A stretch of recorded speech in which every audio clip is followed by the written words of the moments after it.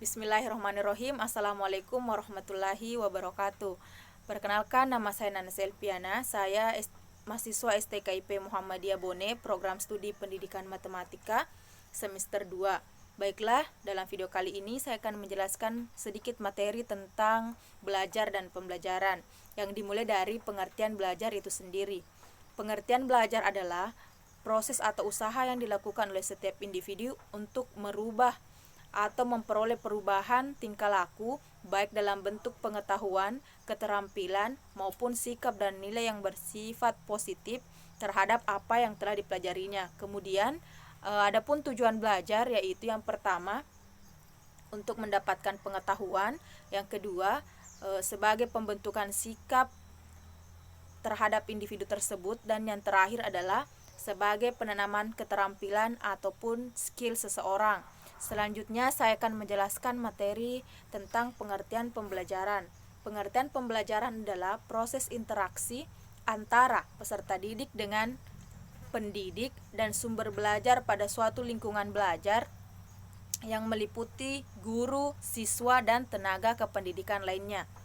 Baiklah, selanjutnya adapun tujuan pembelajaran ada dua, yaitu tujuan yang bersifat orientatif meliputi tujuan orientatif konseptual, tujuan orientatif prosedural, dan tujuan orientatif teoritik.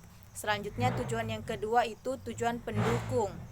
Ada dua, yang pertama tujuan prasyarat dan tujuan pendukung konteks. Baiklah, selanjutnya saya akan menjelaskan tentang ciri-ciri dari atau faktor-faktor yang mempengaruhi proses belajar. Yang pertama ada faktor internal, artinya faktor yang berasal dari dalam diri setiap individu, misalnya faktor fisiologis atau faktor yang mempengaruhi diri atau kondisi fisik seseorang. Kemudian yang kedua ada yang namanya faktor psikologis atau faktor yang mempengaruhi jiwa atau mental peserta didik, misalnya mempengaruhi kecerdasan, mempengaruhi bakat, minat, maupun sikap seseorang tersebut. Selanjutnya, adapun faktor yang kedua itu kebalikan dari faktor internal, yaitu faktor eksternal, artinya faktor yang berasal dari luar diri peserta didik atau berasal dari lingkungan peserta didik tersebut. Misalnya, faktor lingkungan sosial dan faktor lingkungan non-sosial. Faktor lingkungan sosial itu ada yang namanya faktor lingkungan sosial sekolah, faktor lingkungan sosial masyarakat, dan faktor lingkungan sosial keluarga. Faktor selanjutnya itu faktor lingkungan non-sosial atau faktor yang berasal dari luar lingkungan sosial, misalnya faktor lingkungan alamiah atau faktor yang berasal dari alam. Kemudian yang kedua, faktor instrumental atau faktor yang berasal dari kecanggihan alat-alat teknologi seperti saat ini. Kemudian yang ketiga, faktor materi pelajaran atau faktor materi yang didapatkan dari gurunya tersebut.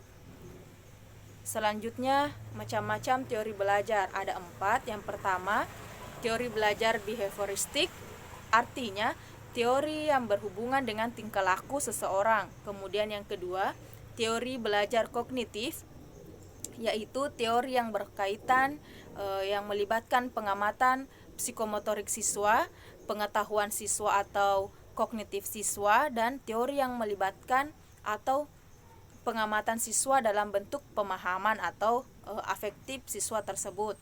Selanjutnya, teori belajar konstruktivisme atau teori generatif. Teori ini bersifat mencipta sesuatu terhadap apa yang telah dipelajarinya.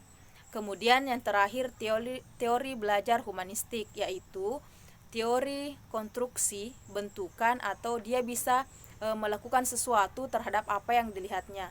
Mungkin itu saja yang sempat saya